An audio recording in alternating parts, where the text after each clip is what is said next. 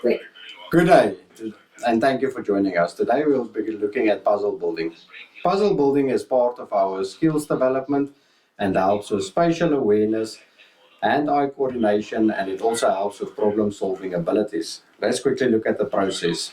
Let your toddler divide it into the puzzle into three. So it's your corner pieces that has two flat sides, then your outside pieces that has a single flat side, and then your other pieces that obviously has no flat side.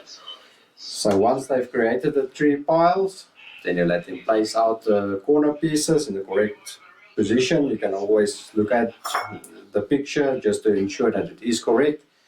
Then you start with the outside pieces, the single flat sides. You let them finish that up so they have all the outside of the puzzle. And then you start with the other pieces just to complete the puzzle.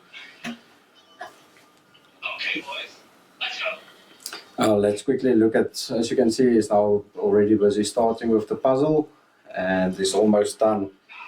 My goal here is to have them building a 48-piece puzzle by the time before they reach 4. So they're currently busy with 24 pieces, so I still have a long journey to go. Please like and subscribe so you can keep updated to see if I reach my goals, and also just to see how things progress as we move along. Thank you.